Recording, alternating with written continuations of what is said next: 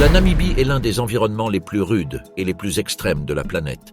Dans cette région du sud-ouest de l'Afrique, la chaleur peut dépasser les 10 degrés le jour et changer radicalement la nuit. Les précipitations sont rares, l'eau est limitée et l'ombre est quasi inexistante. Les conditions sont si impitoyables que toute forme de vie doit s'adapter sous peine de disparaître. La terre est aride, accidentée et souvent vide. Mais ce calme apparent cache une lutte constante.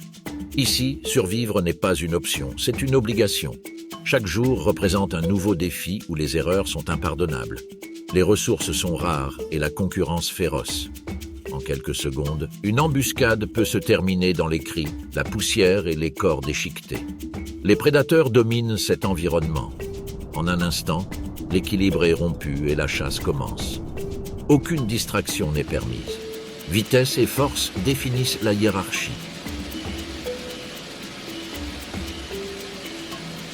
La proie, toujours en alerte, court pour sauver sa vie. Les chasseurs patients attendent le bon moment pour frapper. Cet habitat n'offre aucune garantie. Seuls les plus préparés survivent. Bienvenue en Namibie, l'un des paysages les plus difficiles et les plus dangereux du monde. Aux premières heures du jour, lorsque la lumière dorée effleure à peine la cime des acacias et que la brise fraîche balaie la savane, un son profond ébranle le calme. Un rugissement profond et prolongé qui alerte ces petits suricates. C'est l'avertissement d'un lion mâle dont la crinière s'agite comme des flammes sombres au rythme du vent. Ce lion patrouille dans le nord de la Namibie, un territoire qu'il connaît par cœur, marqué par ses empreintes, ses odeurs et ses batailles ancestrales. Ce lion ne chasse pas, son rôle est différent, protéger, intimider et sécuriser la lignée. Il est le gardien presque silencieux d'une communauté sauvage. Mais à Etosha, l'art de la chasse appartient aux véritables stratèges, les lionnes. 3 silhouettes glissent dans les hautes herbes du nord de la Namibie. Elles se déplacent avec précision, avec une coordination qui ne s'apprend pas, mais qui est héritée. Dans un silence absolu, ils communiquent leurs intentions avec un minimum de gestes. Une oreille qui tourne comme un radar vers la cible, une queue qui frémit avec impatience et un regard qui dit tout. Devant eux, un groupe de zèbres et d'antilopes paisse prudemment. Ils savent que chaque brin d'herbe peut cacher bien plus qu'une ombre. Dans la savane, la chasse ne se résume pas à courir. C'est une question de tactique, de patience et surtout de maîtrise. Les lionnes n'improvisent pas. Leur succès dépend des secondes qui précèdent l'attaque. Ils se séparent, sans bruit. L'un prend la tête, rampant sur le sol sec. Les deux autres se tiennent de chaque côté, formant un demi-cercle mortel. La brise semble leur être favorable. Aucune erreur n'est permise. Les bébés zèbres trottent près de leur mère, inconscients du danger qui approche. Mais les adultes, plus sages, sentent la peur. L'atmosphère change. La tension se ressent dans la posture de leur corps, dans le tremblement de leurs pattes. Tout est sur le point d'exploser, et les suricates décident de se cacher dans leur terrier jusqu'à ce que le danger soit passé. Et puis, l'attaque. Le silence est rompu par un mouvement soudain. Les zèbres s'enfuient en courant, soulevant des nuages de poussière. Ils crient, hennissent et luttent pour rester au sein du groupe. Les lionnes, fermes et rapides, n'hésitent pas. Elles ne poursuivent pas n'importe qui. Elles choisissent le plus jeune, le plus faible, celui qui hésite au milieu de la panique. La chasse ne dure que quelques secondes. Le cou coincé dans les mâchoires, le jeune zèbre est tombé. La vie s'éteint sans gloire, tandis que les autres zèbres prennent conscience du danger. Pas le temps de pleurer. Ils doivent se préparer à tous les défis que cette Namibie sauvage leur réserve. D'un autre côté, les lionnes ont atteint leur objectif en tant que groupe, mais ce n'est pas un motif de célébration. C'est plutôt une nécessité imposée par la nature. Une chaîne alimentaire qui nécessite du sang pour maintenir la vie et qui, à son tour, comporte le danger d'abandonner ses petits, tandis que de nombreux traqueurs guettent la moindre négligence. Les lionnes halètent, épuisées. Mais ils ne mangent pas encore. Leur priorité, ce sont les petits. Dans l'ombre, de petits louveteaux tachetés attendent. Ils seront les premiers à se nourrir. Ce clan a besoin que les plus jeunes grandissent et deviennent forts pour renforcer le groupe. Ensuite, les mères, les tantes et les femelles plus âgées mangeront. Enfin, le mâle dominant. Son rôle n'est pas mineur. Il ne participe pas à la chasse, mais il protège la meute des autres prédateurs, des hyènes opportunistes et des autres lions. Ici, tout est ordonné, rien n'est gaspillé. Chaque jour est une épreuve de survie, où force et ruse sont les seules garanties. Car la savane ne pardonne pas la faiblesse. Et chaque membre du groupe joue un rôle essentiel. À des kilomètres de là, là où le sable est plus fin et où le soleil brille avec une intensité impitoyable, d'autres créatures se frayent un chemin à travers les dunes et les fourrés épineux. Ce sont des géants silencieux, les éléphants du désert. Ils n'appartiennent pas à une espèce distincte, mais plutôt à une élite d'adaptation. Leurs pattes plus larges s'enfoncent moins profondément dans le sable. Leur peau, craquelée par le temps et la chaleur, les protège du soleil. Mais ce qui distingue cet animal, c'est sa mémoire. C'est sa plus grande arme. Dans les vastes étendues du désert du Namib, où la vie se mesure en gouttes d'eau et où le temps semble flotter comme la poussière dans le vent, un troupeau se déplace avec une chorégraphie ancienne. Devant elle marche Mahara, une vieille femelle aux défenses usées et au regard marqué par des décennies de migration. À ses côtés, un pas plus lent révèle Alaïka, sa fille visiblement enceinte. La grossesse d'une éléphante dure 22 mois. Une éternité pour les humains. Pour eux, en revanche, elle fait partie du cycle inextricable qu'ils répètent génération après génération. Mais ici, dans le plus vieux désert de la planète, donner naissance à une nouvelle vie est un acte de courage. Chaque jour qui passe, Alaïka risque sa vie et celle de son enfant à naître. Les souvenirs de Mahara, l'eau jaillit une fois par an. Alaïka, de plus en plus épuisée, continue d'avancer. Les nuits deviennent plus froides et les jours plus cruels. La vie en Namibie est impitoyable et la nature n'accorde aucun répit. L'eau est rare et avec elle l'énergie. Mais le troupeau ne s'arrête pas, car s'arrêter ici, sur cette terre hostile, c'est céder à la mort. Les éléphants du désert ne se contentent pas de survivre, ils endurent avec dignité. À chaque pas, Alaïka porte en elle un espoir, une promesse d'avenir. Ses compagnons l'entourent, veillent sur elle, prennent soin d'elle. Les éléphants savent que lorsque vient le moment de mettre bas, ils doivent la protéger de la chaleur, des chacals et de la solitude. Car ici, même la naissance peut être une tragédie si elle survient au mauvais moment. Un après-midi, alors que le soleil commence à se coucher et que le vent est chargé de l'odeur amère des buissons desséchés, Alaïka s'arrête. Ses oreilles frémissent, ses pattes aussi. Mahara, qui l'observe de loin, sait « le moment est venu ». Le troupeau forme un cercle autour d'elle, un cercle de protection, un rituel silencieux. Aucune autre espèce sur la planète ne protège ainsi ses petits qui mettent bas. Pas de rugissement, pas de cris, juste de profondes respirations et des regards instinctifs. Le travail dure des heures. Alaïka tombe à genoux, se relève, retombe. Son corps, énorme et puissant, tremble à chaque contraction. La sueur luit sur sa peau. Les ombres s'allongent. La nuit tombe. Les étoiles émergent, témoins indifférents et silencieux d'une naissance. Et puis, au milieu du silence absolu, un bruit subtil se fait entendre.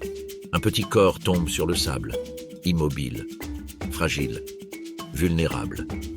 Le vent souffle doucement, comme s'il comprenait que quelque chose de sacré venait de se produire. Alaïka pivote. De sa trompe, elle nettoie le nouveau-né. Elle le pousse doucement. La vie s'accroche à son premier souffle. L'éléphanteau, encore maladroit, tente de se relever. Il tombe, il rampe, il réessaie. Les autres éléphants s'approchent. Ils le sentent, le caressent de leur trompe. Ils le présentent au monde. C'est un garçon.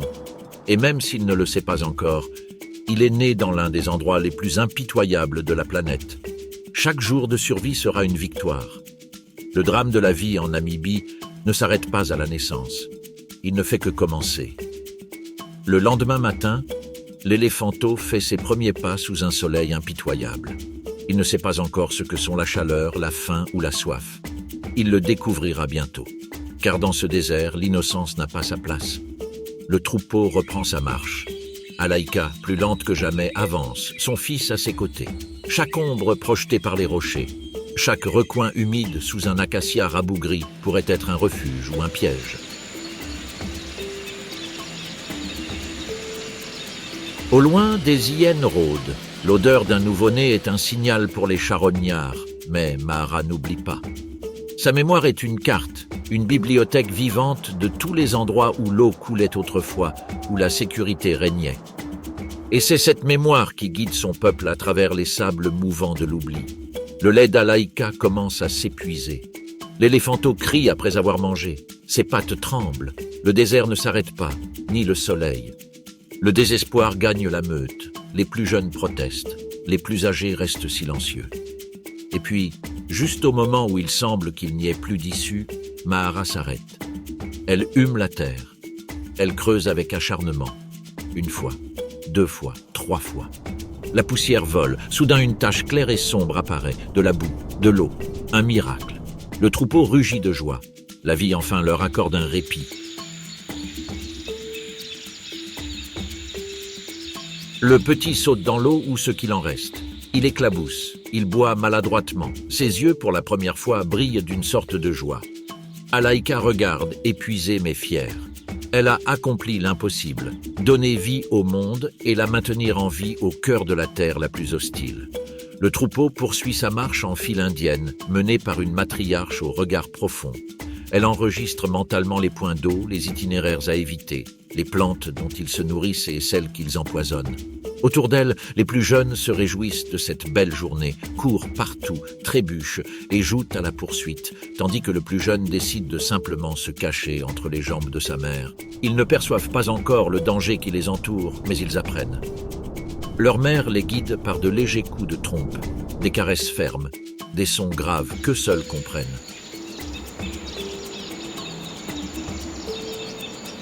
Arrivés près d'un acacia, le festin commence. Leurs troncs s'élèvent vers le ciel sous le regard attentif des petits, qui doivent apprendre à casser des branches, à les secouer pour en retirer les épines, puis à les porter à leur bouche. Ils creusent aussi le sol à la recherche de racines humides. Chaque bouchée compte, car dans cette terre aride, chaque goutte d'eau extraite d'une plante prolonge sa vie. Mais ils ne sont pas seuls. Par une nuit sans lune, les yeux se multiplient dans l'obscurité. Des taches dorées se déplacent furtivement. Une troupe de lions affamés rôde au loin. Ce n'est pas leur proie habituelle, mais le désespoir peut contourner les règles.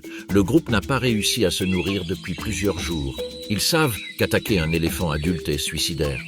Mais un éléphanteau, s'il est suffisamment éloigné du troupeau, cela peut donner un sens à l'opération. Dans les plaines arides du nord-est de la Namibie, la savane semble immobile. Mais dans ce théâtre de poussière et d'ombre, chaque créature joue un rôle vital. Pour les lions, c'est une nuit critique. Les pluies récentes ont été rares. Les zèbres et les gnous ont migré vers le sud et le troupeau a besoin de se nourrir. Ce qui aurait été impensable autrefois est désormais possible et dangereux. Au loin, un troupeau d'éléphants d'Afrique traverse le paysage nocturne. Au centre, des nouveau-nés se réfugient sous la protection des femelles. La matriarche, vétérante d'innombrables migrations, mène la danse avec expérience et détermination. Chaque pas résonne comme un avertissement sourd sur le sol sec. Mais l'un des oursons, plus curieux que prudent, commence à prendre du retard. Les lions sentent l'opportunité, leurs mouvements sont précis, presque chorégraphiés. Une telle chasse exige coordination, discrétion et un peu de chance. Ils savent qu'ils ont peu de marge d'erreur. Cependant, les éléphants ne sont pas sans défense. Grâce à un langage ancestral fait de vibrations, de gestes et de sons imperceptibles, l'alarme se propage dans le troupeau. La matriarche s'arrête. Elle lève la trompe et lance un appel bref, mais puissant. En quelques secondes, le groupe tout entier se reconfigure. Les femelles forment un cercle serré, un mur vivant de muscles et de crocs. Les jeunes, obéissants et alertes, se tiennent au centre. C'est un comportement appris, affiné au fil des générations. Ici, la survie ne dépend pas de la force individuelle, mais de la force collective. Les lions s'approchent et l'un d'eux tente de les contourner, mais se trompe. Avant qu'il puisse attaquer, une trompe le percute violemment. Le rugissement du félin se perd dans les hurlements défensifs. La tension persiste pendant d'interminables minutes. L'air devient dense, chargé d'adrénaline. Les rugissements des prédateurs se mêlent aux grognements profonds des éléphants. Mais peu à peu, l'équilibre bascule. Un à un, les lions battent en retraite. Pas de proie ce soir, non sans un lourd tribut. Le calme revient peu à peu dans la savane. La troupe poursuit sa route. Il n'y aura pas de festin ce soir. Les lionceaux, indemnes, s'accrochent à leur mère. Les prédateurs battent en retraite. L'unité a sauvé les plus vulnérables. À l'aube, tout se renouvelle. Tandis que les lionnes lèchent leurs petits, chassant les restes de sommeil, les éléphants poursuivent leur marche vers une oasis cachée. Les jeunes gambadent dans les flaques d'eau, éclaboussant debout, selon un jeu ancestral. L'un des jeunes ose s'éloigner, curieux. Mais une femelle le rattrape rapidement et le guide fermement. Ici, personne n'élève seul ses petits. Les femelles partagent la maternité et allaitent les bébés à naître. Elles enseignent à tous de la même manière, car la survie n'est pas une tâche individuelle. Dans la savane, chaque jour est un exercice d'équilibre. Le zèbre qui met bas aujourd'hui peut être une proie demain. La lionne qui chasse avec brio ronronne aussi, tandis que son petit joue avec sa queue. L'éléphant qui mène son groupe s'arrête aussi pour avoir un moment pour lui, pour frotter son corps contre un arbre, se grattant de plaisir. Et quand le soir tombe, quand les couleurs du ciel virent à l'orange et au violet, le calme n'est pas complet, c'est une trêve momentanée. Car la faim ne dort jamais, car l'eau est limitée. Car les plus lents, les plus insouciants, risquent de ne plus jamais revoir l'aube. Il y a pourtant des moments de tendresse. Une lionne câline ses petits sous un rocher, les protégeant de son ombre. Ce sont des gestes simples mais essentiels. Car dans ce monde sans promesse, le lien est la seule certitude. La nuit tombe, et avec elle, les sons de la vie et de la mort. Le ululement lointain d'un hibou, le reniflement d'un rhinocéros, le craquement des branches sous des pattes furtives. La savane ne dort jamais vraiment, elle ne fait que changer de garde. Et pendant ce temps, là où le sol s'incurve vers l'horizon infini, une silhouette apparaît. Le lion à la crinière dorée observe, il ne rugit pas, ne bouge pas, il écoute simplement.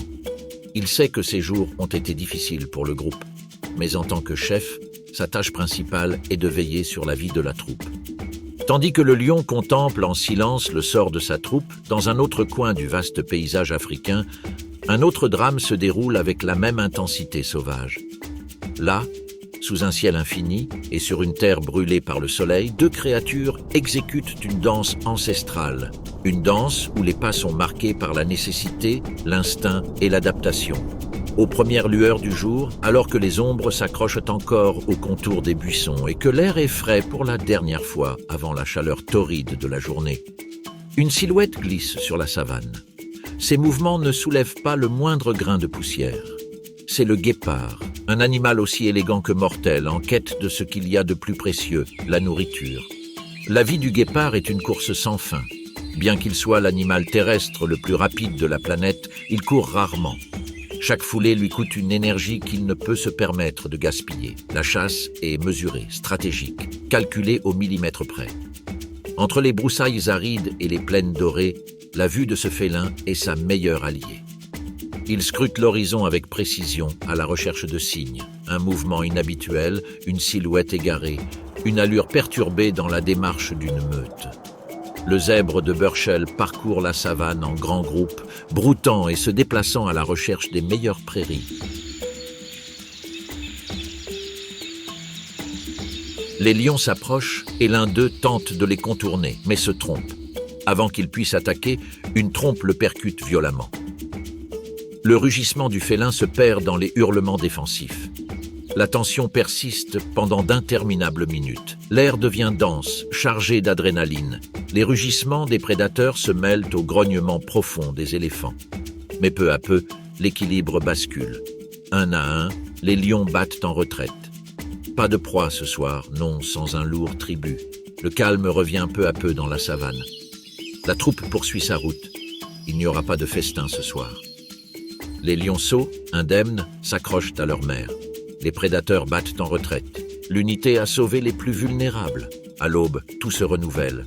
Tandis que les lionnes lèchent leurs petits, chassant les restes de sommeil, les éléphants poursuivent leur marche vers une oasis cachée.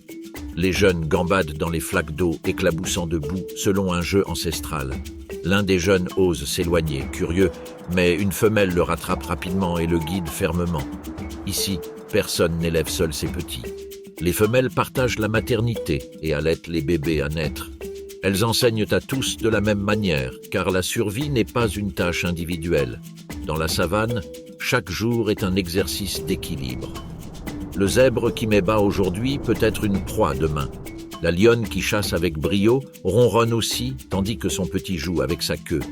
L'éléphant qui mène son groupe s'arrête aussi pour avoir un moment pour lui, pour frotter son corps contre un arbre, se grattant de plaisir. Et quand le soir tombe, quand les couleurs du ciel virent à l'orange et au violet, le calme n'est pas complet. C'est une trêve momentanée.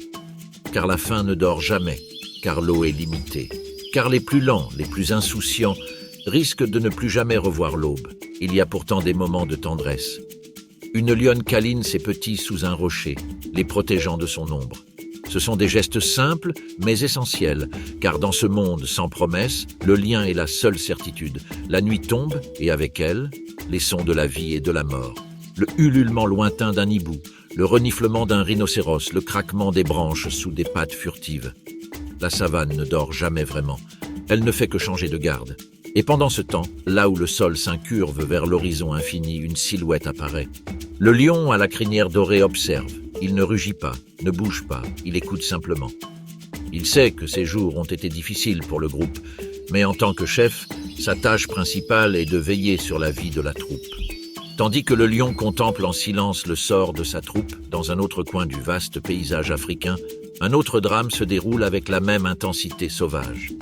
Là, sous un ciel infini et sur une terre brûlée par le soleil, deux créatures exécutent une danse ancestrale. Une danse où les pas sont marqués par la nécessité, l'instinct et l'adaptation. Aux premières lueurs du jour, alors que les ombres s'accrochent encore au contour des buissons et que l'air est frais pour la dernière fois avant la chaleur torride de la journée, une silhouette glisse sur la savane. Ces mouvements ne soulèvent pas le moindre grain de poussière. C'est le guépard, un animal aussi élégant que mortel, en quête de ce qu'il y a de plus précieux, la nourriture. La vie du guépard est une course sans fin. Bien qu'il soit l'animal terrestre le plus rapide de la planète, il court rarement. Chaque foulée lui coûte une énergie qu'il ne peut se permettre de gaspiller. La chasse est mesurée, stratégique, calculée au millimètre près. Entre les broussailles arides et les plaines dorées, la vue de ce félin est sa meilleure alliée. Il scrute l'horizon avec précision à la recherche de signes, un mouvement inhabituel, une silhouette égarée, une allure perturbée dans la démarche d'une meute. Le zèbre de Burchell parcourt la savane en grands groupes, broutant et se déplaçant à la recherche des meilleures prairies. Mais ce refuge n'a aucun prix. Dans ces terres accidentées, la menace ne rugit pas, elle ne se cache pas dans les sous-bois, mais plutôt dans le silence des abysses. Une pierre qui bouge, un faux saut, et la vie s'écroule en un instant. Ici, pas de place pour les faibles. Chaque membre de la meute doit gagner sa place. Et les chiots, si fragiles dès leur premier jour, commencent leur combat dès leur premier souffle. Les mères, le regard sévère, guident leurs petits sur des sentiers étroits où l'air est lourd et la terre brûlante sous le soleil. Aucune erreur n'est permise. À chaque pas, les adultes nous apprennent tout poser le pied, quand s'arrêter, comment survivre. Le vent, qui souffle librement sur les plaines, tourbillonne ici avec force, emportant avec lui les échos lointains des bousculades anciennes et des chutes mortelles. La petite meute, pourtant unie, avance comme un seul homme, sans confusion ni dispersion. Chaque pas est porteur d'un objectif. La communication est subtile mais constante. Un léger hennissement, le contact d'un museau, la vibration du sol lors d'un arrêt brusque. Tout compte dans ce décor dominé par les pierres et la chaleur. Parfois, du haut des plus hautes falaises, un léopard affamé observe. Bien qu'il ose rarement grimper, l'odeur d'un petit vulnérable pourrait tenter même les plus prudents. La tension monte alors dans le groupe. Les mères entourent leurs enfants, les adultes lèvent la tête, scrutant les ombres. C'est un jeu de nerfs où une seconde d'inattention peut tourner au cauchemar. Ici, la chasse ne s'annonce pas. Elle arrive comme une ombre rapide et mortelle et peut surgir à tout moment. Mais les zèbres ne sont pas des proies faciles. Lorsque la menace se matérialise, ils réagissent. Leurs sabots martèlent la roche, leurs hennissements se transforment en cris de guerre et une vague de poussière s'élève. Même les prédateurs les plus expérimentés réfléchissent à 2 fois avant d'attaquer cette communauté soudée mais féroce. À ces altitudes, chaque jour est une épreuve. La nourriture est rare, L'eau est une promesse lointaine, et pourtant, ils continuent, sans se plaindre, sans s'arrêter, seulement en avant. Pendant la saison sèche, ils peuvent passer des jours sans trouver une flaque d'eau, mais ils tiennent bon. Pendant ce temps, dans la savane, les bébés guépards grandissent. À 5 mois, ils accompagnent déjà leur mère lors de courtes poursuites, même s'ils interviennent rarement. Ils se contentent d'observer, ils s'entraînent entre eux, courent et se tendent des embuscades dans des jeux qui imitent la vraie chasse. Leur fourrure commence à changer, perdant la crête qui les faisait ressembler à des mangeurs de miel et les protégeait des autres prédateurs pendant leurs premières semaines. La mère doit tout leur apprendre en peu de temps. À 18 mois, elle les quittera. Ils devront se débrouiller seuls, trouver leur propre territoire, éviter les confrontations avec d'autres prédateurs, chasser sans aide. C'est un chemin solitaire. Les zèbres, en revanche, ne sont jamais seuls. Les jeunes restent avec leur troupeau. Ils grandissent au sein d'une structure hiérarchisée et collective. Ils apprennent à reconnaître les itinéraires migratoires, à suivre le rythme du groupe, à identifier les sons qui signalent un danger ou la présence d'eau.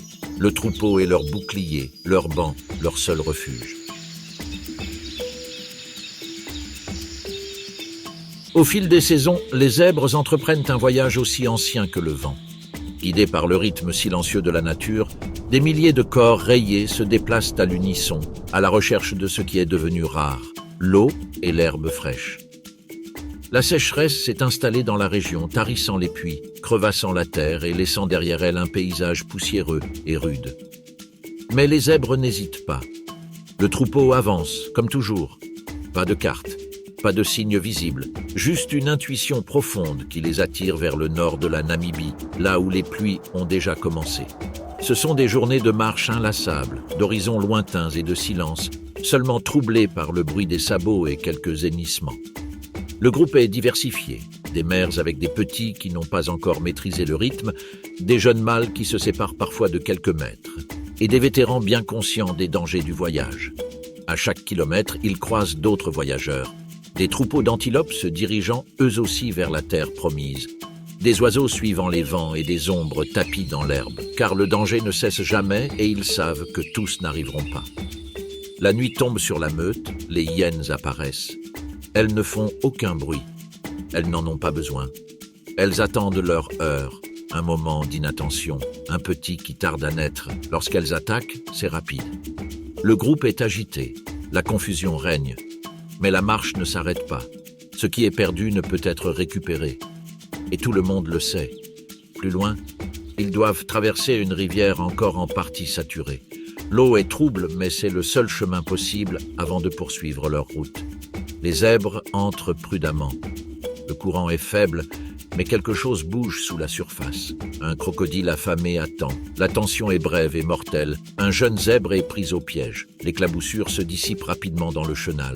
Les autres traversent sans se retourner. La savane s'ouvre alors sur un paysage différent, moins aride, plus vert, signe que la fin du voyage approche. Mais il reste un obstacle, les salines. Une vaste étendue blanche, sèche et sans protection. La chaleur y est plus intense. Il n'y a pas d'ombre, pas de répit.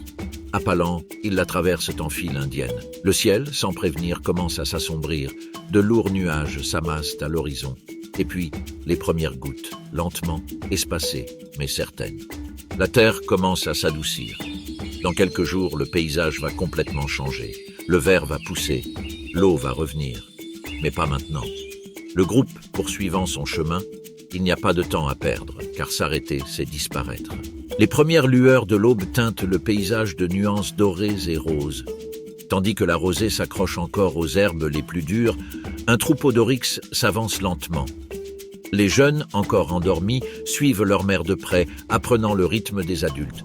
Il n'y a pas de place pour l'erreur. En Namibie, la frontière entre la vie et la mort est aussi mince que le bord d'une feuille d'acacia. Les oryx, au corps robuste et aux cornes imposantes, marchent en formation lâche mais coordonnée. Un vieux mâle, aux flancs marqués de cicatrices visibles et au regard aiguisé par des années de surveillance, prend position à l'arrière. Il en a trop vu. Poursuites effrénées, sécheresse dévastatrice, lutte de pouvoir. Comme chaque jour, sa mission est claire, rester vigilant pendant que le groupe se nourrit. La brise chaude du désert namibien soulève des nuages de poussière qui flottent entre les pattes des animaux. Le sable colle à leur peau, à leur fourrure et même à la vie. Le soleil est impitoyable. Il tape fort dès l'aube, brûlant la peau et évaporant l'eau avant même qu'elle ne touche le sol. Mais les oryx connaissent cette terre. Ils en sont le produit. Ils ont appris à endurer le feu du désert, à trouver de l'ombre dans l'inexistant, à survivre là où d'autres périssent. Parmi eux, les jeunes trottent maladroitement, imitant les mouvements de leur mère. Ils ne comprennent pas encore le langage silencieux des signaux, ni le poids de la responsabilité de rester en vie. Ils ne ressentent que la chaleur, la faim et le besoin de continuer. Non loin de là, une jeune mère tend l'oreille à l'affût du moindre grincement inhabituel.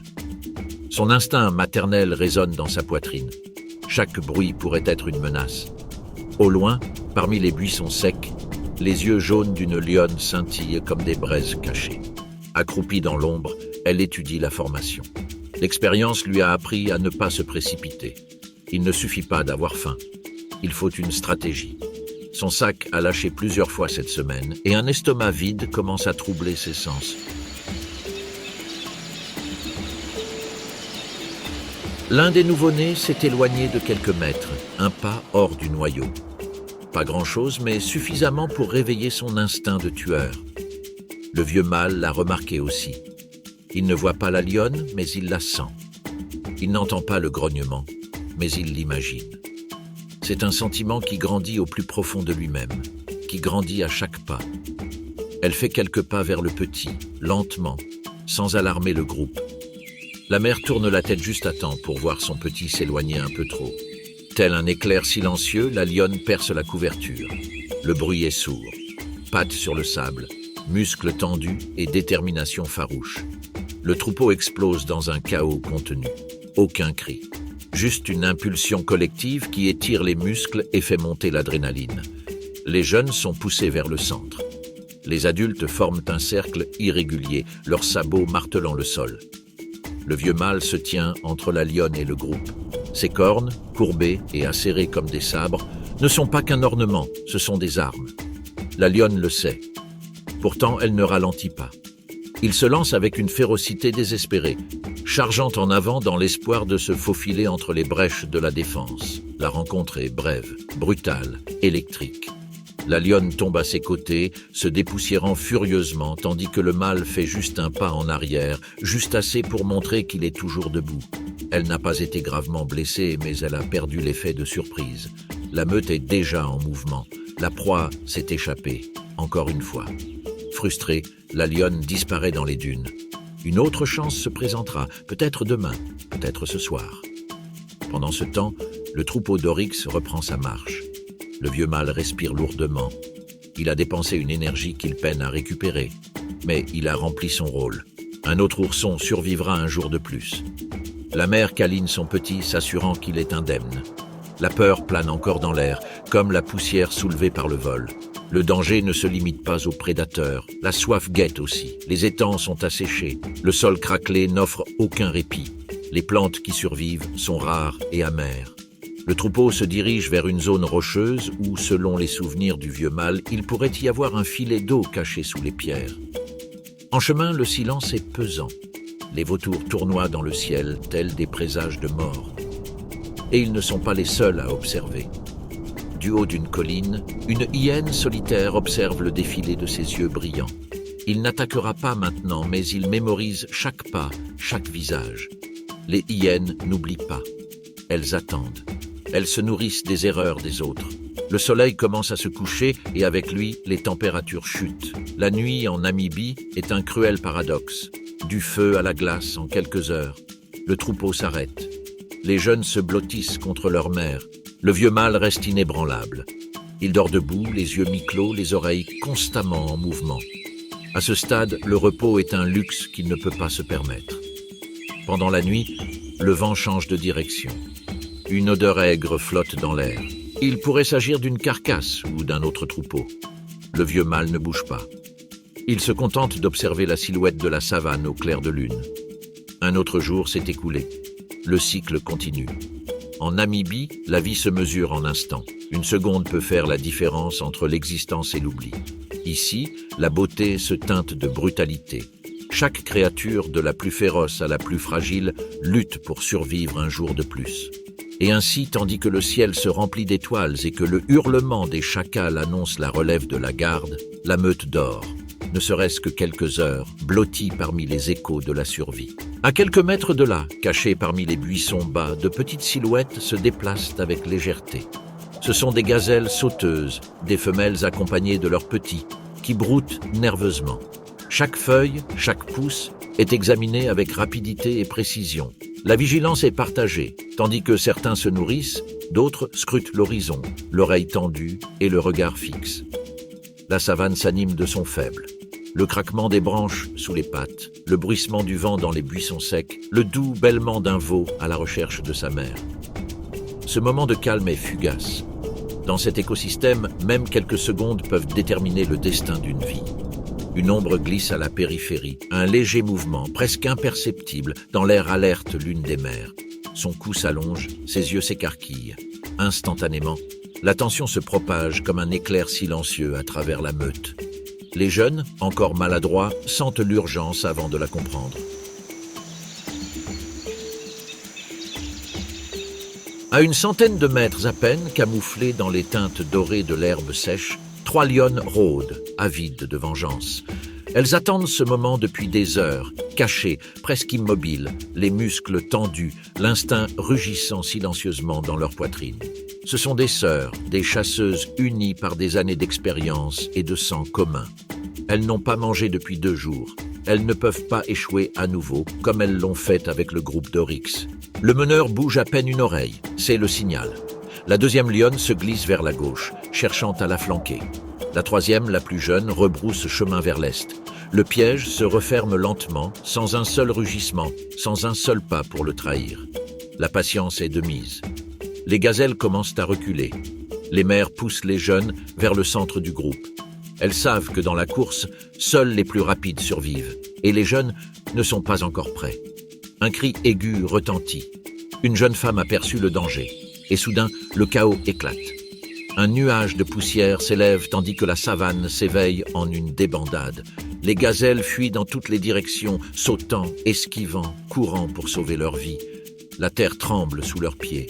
Les jeunes tentent de suivre le rythme de leur mère, mais beaucoup restent à la traîne, vulnérables, sans défense. La lionne de tête s'élance furieusement dans les buissons, plus de discrétion, seulement vitesse et force. Son regard est fixé sur un lionceau à la traîne, les pattes tremblantes d'effort. La distance se réduit, 20 mètres, 15, 10. La mère se retourne et bondit désespérément, se plaçant entre sa fille et la mort. Un coup de patte les atteint toutes les deux. Un cri, puis le silence. Les 2 autres lionnes se sont dispersées dans la confusion. L'une d'elles parvient à attraper une jeune gazelle qui, épuisée, trébuche. Ses mâchoires se referment sur son cou. Le corps sursaute une fois, puis retombe. La chasse a été fructueuse.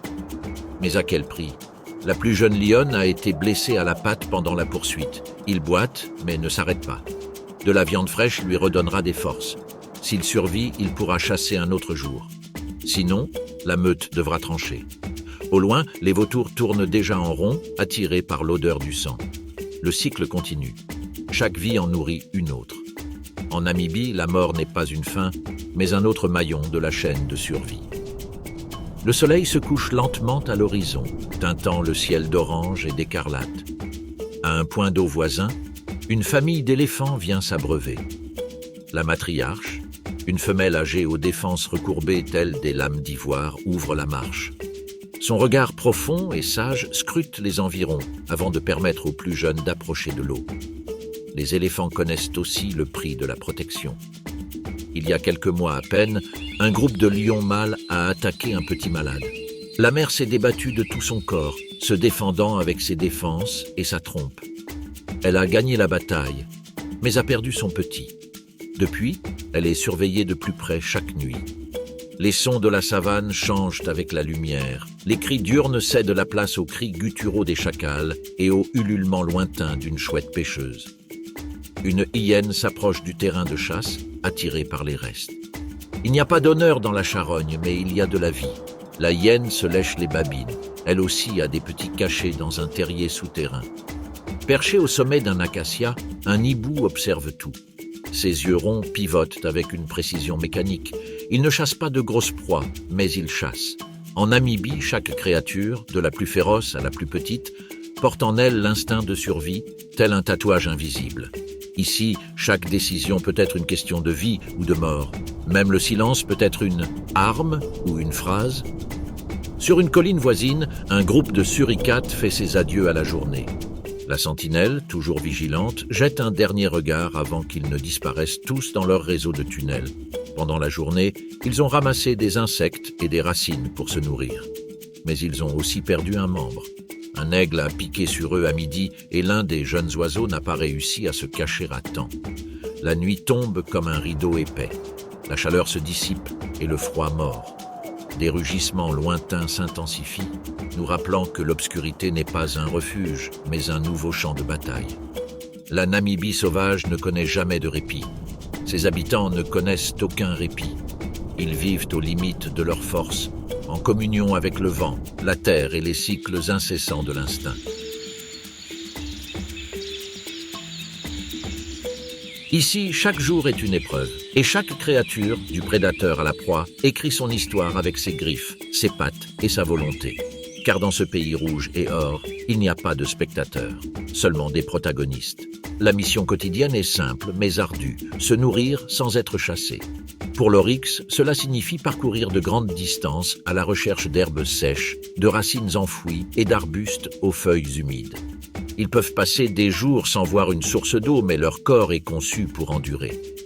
Leurs reins concentrent l'urine au maximum et leur métabolisme leur permet de supporter des températures corporelles élevées sans transpirer.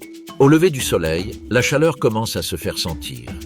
Les gazelles, plus sensibles aux fortes chaleurs, se réfugient dans la végétation basse, à la recherche de la faible ombre qui atténue à peine la chaleur, mais offre un faux sentiment de sécurité.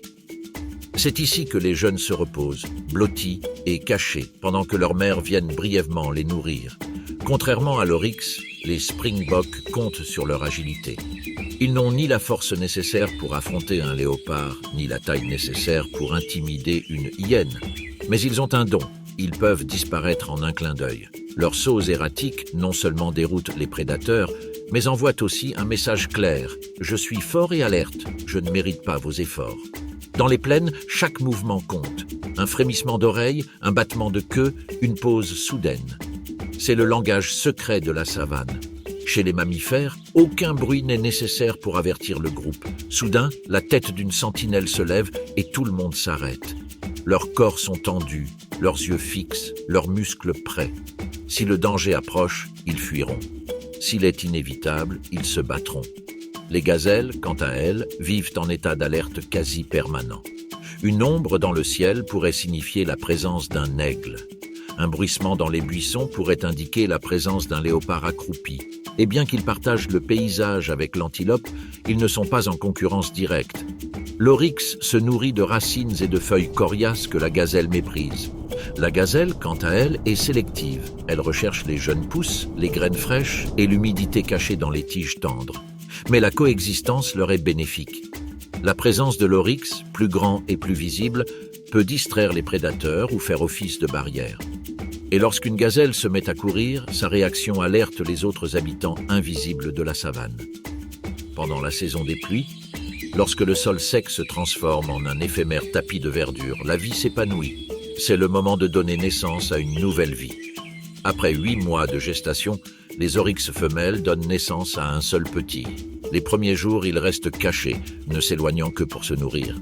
Les jeunes, sans défense mais camouflés, attendent immobiles parmi la végétation, silencieux et sans laisser d'odeur. Après quelques semaines, il commencera à s'intégrer au groupe.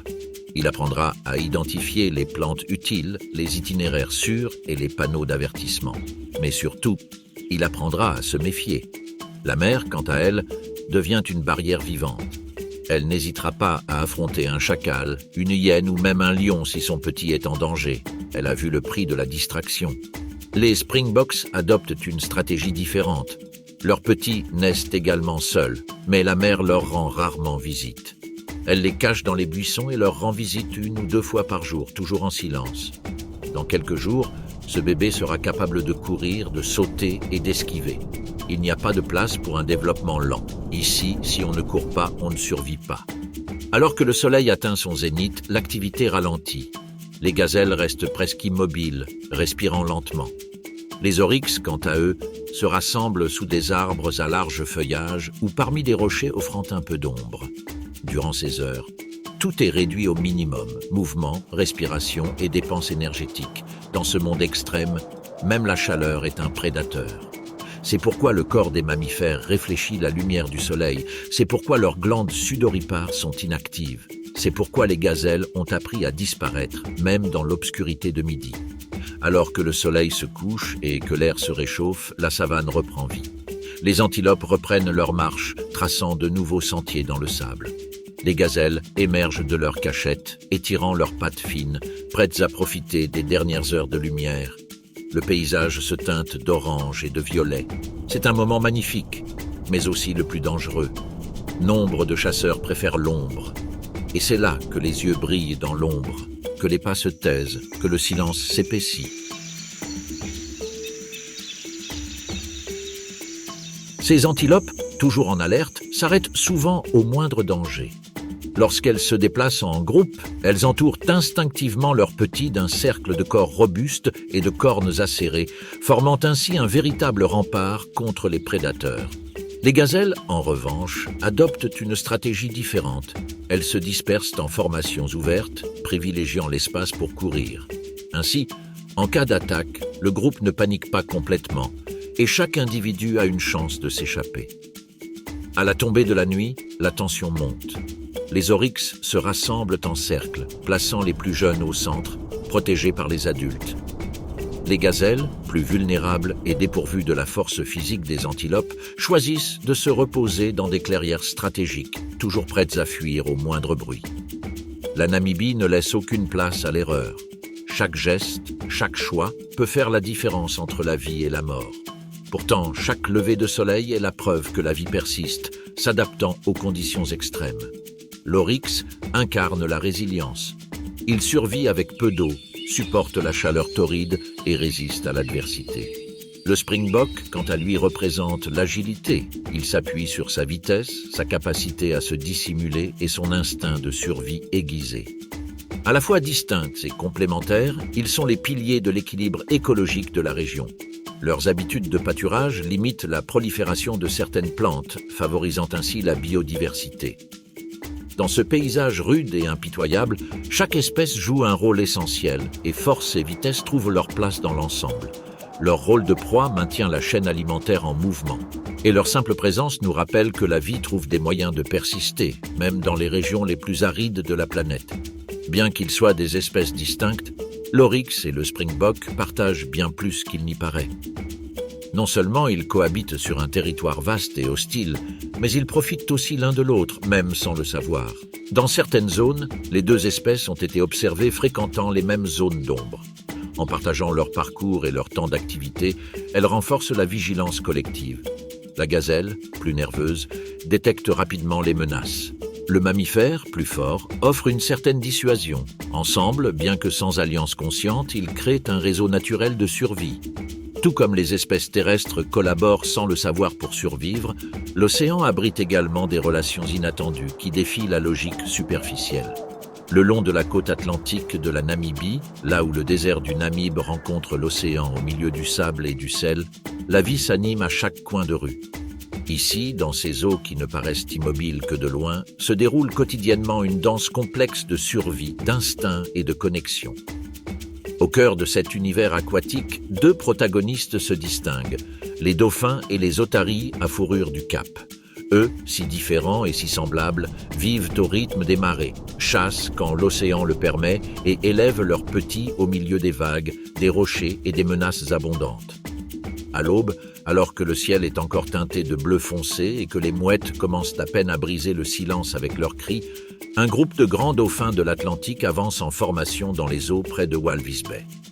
Ils se déplacent à l'unisson, alternant de brefs plongeons et des sauts ludiques qui laissent à peine deviner la complexité de leur communication sous-marine. Chaque mouvement a un but. Des adultes, qui peuvent peser entre 150 et 650 kilos, ont été aperçus dérivant le long de la côte, profitant des courants froids et nourrissants du Benguela. Mais ce qui semble être une danse harmonieuse est en réalité la préparation d'un scénario de guerre. Dans ce coin sauvage de Namibie, chaque jour est une chorégraphie acharnée entre la faim et la vie. Les sardines ne nagent pas, elles fuient, et les dauphins ne jouent pas, ils chassent.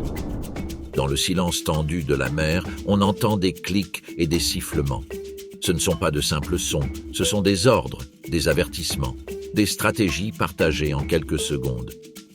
La meute se divise avec une précision chirurgicale. Flancs, embuscades, encerclements. Certains agissent comme des barrières vivantes, d'autres poussent l'école vers le haut, la forçant à se rapprocher de la surface, où le soleil commence à éclairer sa destination. Le banc, tel un nuage liquide argenté, s'agite sous la panique. Chaque éclair sous l'eau reflète le désespoir. D'en bas, les dauphins avancent avec force et font surface avec violence. L'eau se transforme en écume.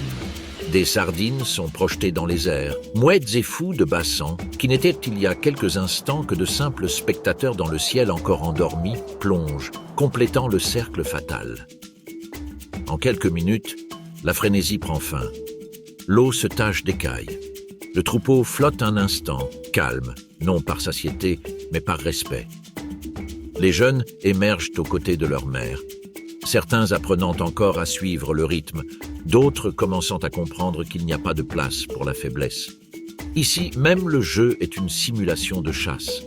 Ce qu'on n'apprend pas, on le paie. En Namibie, l'instinct fait loi et la meute est un bouclier. Les plus jeunes doivent s'adapter, et vite, il n'y a pas de répit.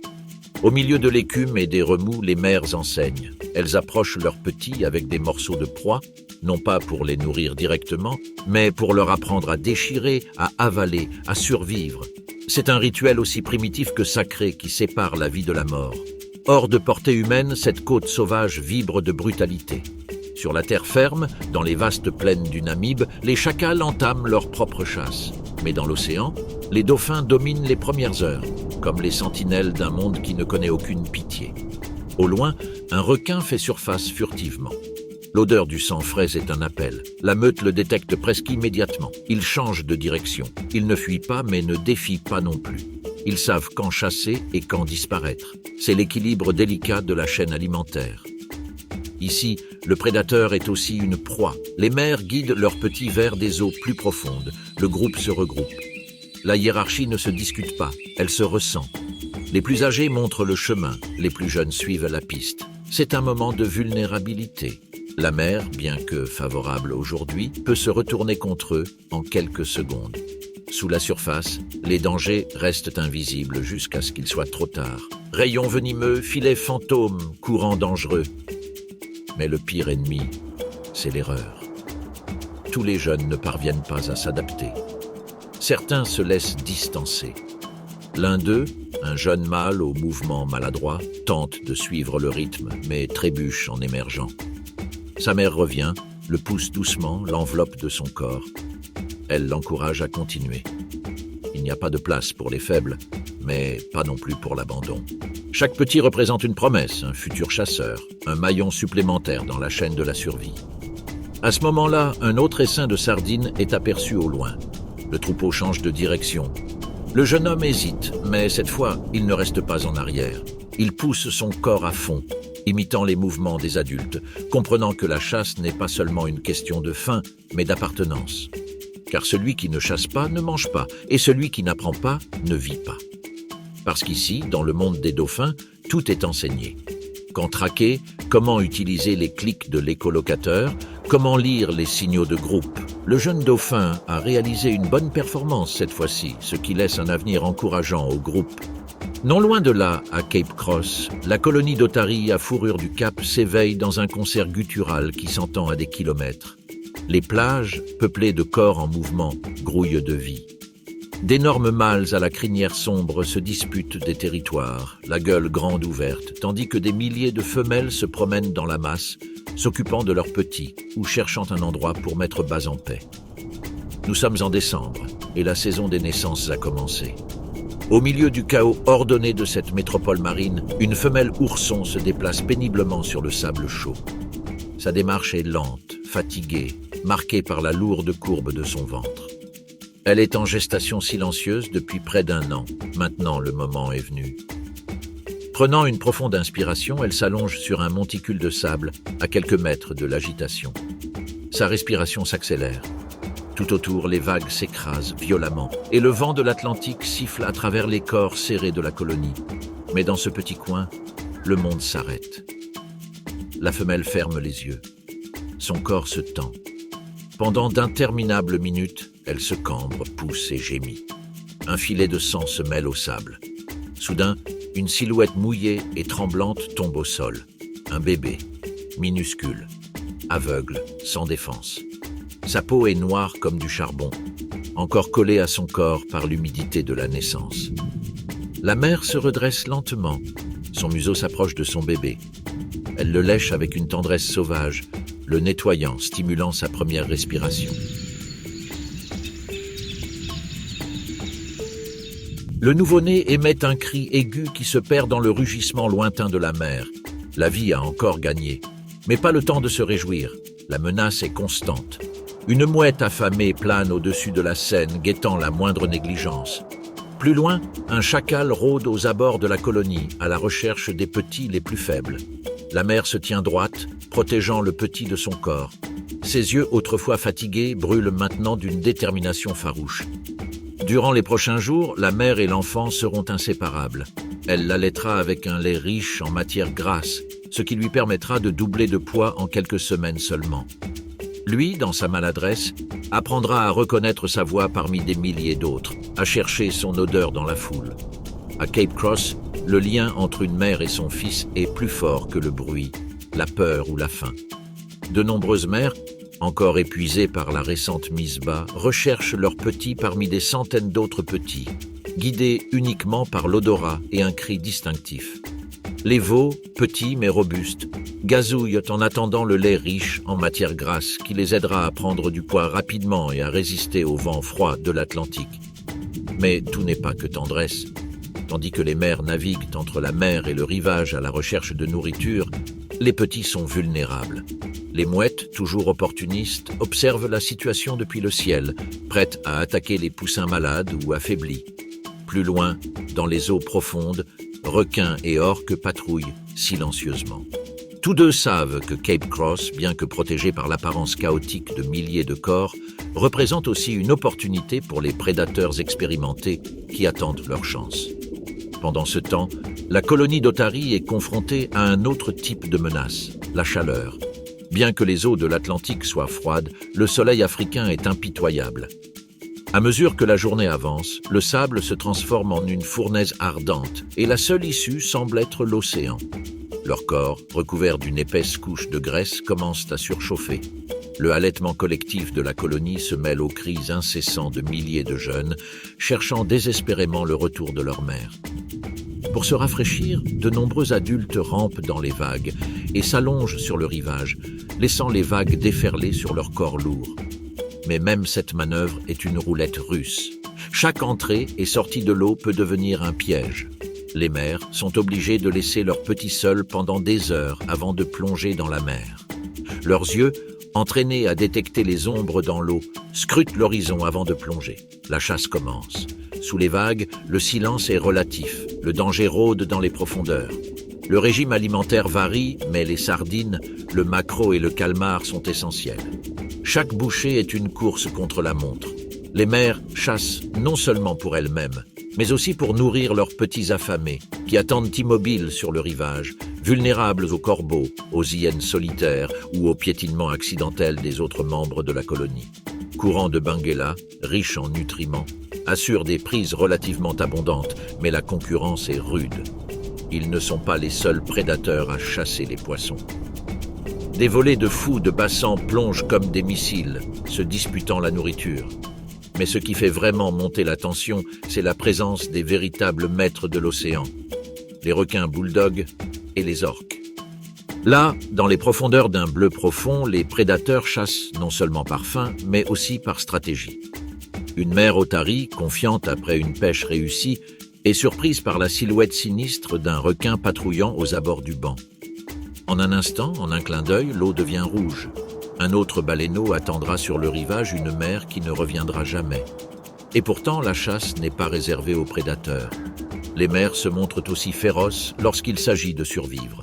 Profitant des courants rapides, ils se précipitent à travers les bancs de poissons avec une précision mortelle, tournant avec agilité, attrapant et dévorant leur proie en quelques secondes. Chaque repas représente un autre jour de vie pour votre progéniture. L'instinct de survie est ce qui maintient cette espèce en vie. Les jeunes, encore chancelants sur le sable, apprennent vite. Dès leur plus jeune âge, ils s'entraînent à nager dans les piscines côtières, imitant les mouvements des adultes. Une leçon qui pourrait leur sauver la vie en quelques mois seulement. La hiérarchie a aussi son importance. Les mâles dominants, véritables géants de plus de 300 kilos, protègent leur harem avec un mélange d'arrogance et d'agressivité. Ils s'engagent dans des combats brutaux où leur croc s'enfonce dans la chair, où le sang et le sable se mêlent sous un ciel indifférent. Chaque territoire conquis est une promesse de descendance, mais aussi un fardeau. Ils doivent le défendre sans relâche, sans répit. Et quand la nuit tombe, pas de répit. La marée monte et les vagues déferlent furieusement, emportant les plus petits, les plus faibles, les malades. Les hyènes, attirées par l'odeur du sang et de la mort, patrouillent aux abords de la colonie. L'obscurité n'offre aucun abri, elle ne fait que changer la nature des dangers. Chaque jour est une lutte pour la survie, un équilibre délicat entre instinct et brutalité. Mais malgré tout, la colonie perdure. Parce qu'à l'intérieur de chaque lion de mer bat un cœur façonné par des générations de survie, un cœur qui comprend que sur ces rivages, vivre est une forme de courage.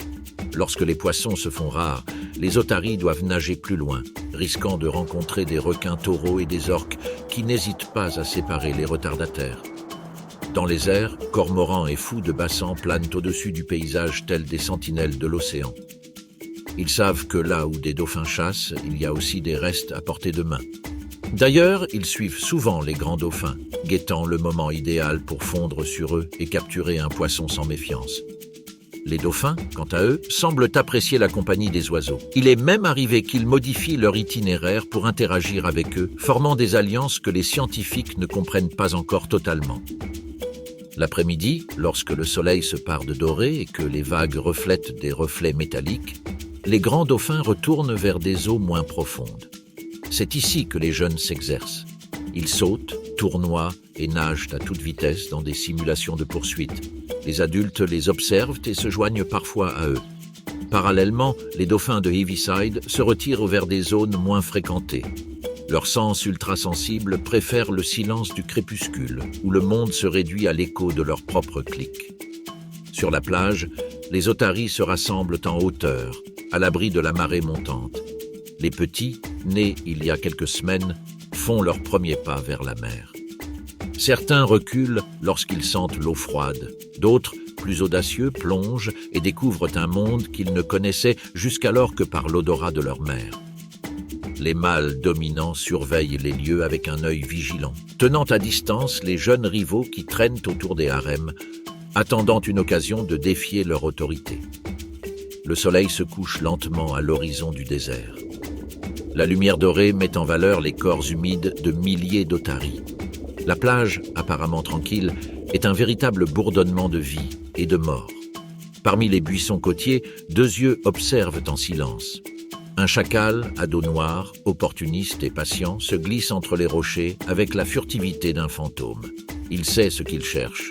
Un poussin isolé, blessé ou endormi. L'agitation de la colonie lui offre un abri. Il avance centimètre par centimètre, caché parmi les carcasses d'autres otaries moins chanceuses, jusqu'à ce qu'il trouve sa cible. Un nouveau-né, traînant derrière le groupe, bêlant après sa mère. Le chacal n'hésite pas. Il fonce en avant avec vitesse, esquivant les géants adultes de 190 kilos qui peuvent lui percer le dos avec leur grande défense. Le chaos éclate en quelques secondes. Les adultes hurlent, certains s'interposent, mais il est trop tard. Les jeunes tentent de s'échapper, maladroits, ignorant ce qui se passe. Le chacal l'attrape par le cou et l'entraîne dans la brousse. Sa mère arrive quelques secondes plus tard, renifle le sol, pousse un hurlement perçant et reste immobile. impuissante. La scène, bien que brutale, fait partie de l'équilibre naturel.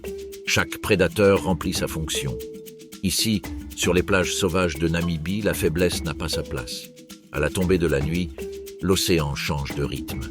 Les eaux se refroidissent, les courants se renforcent et les sons s'amplifient. Les navires humains s'éloignent et la côte est laissée entre les mains de ses véritables propriétaires. C'est à ce moment-là que la lutte pour la survie devient plus silencieuse, plus furtive. Les requins chassent dans l'ombre, les dauphins dorment à tour de rôle, une moitié de leur cerveau éveillé, l'autre au repos, et les bébés otaries se blottissent sous leur mère, en quête de chaleur et de protection. Voici une journée dans la vie de ces animaux extraordinaires. Sur la côte, dauphins et otaries cherchent leur nourriture dans les courants de l'Atlantique. Sur Terre, les éléphants se déplacent en groupe, tandis que les zèbres paissent sous l'œil vigilant des guépards et des lions. Plus au sud, l'oryx et le springbok parcourent les plaines ouvertes, attentifs aux moindres mouvements, combinant vitesse et endurance pour survivre. Chaque espèce remplit son rôle dans un environnement où l'adaptation est essentielle. Soit elle s'adapte, soit elle périt.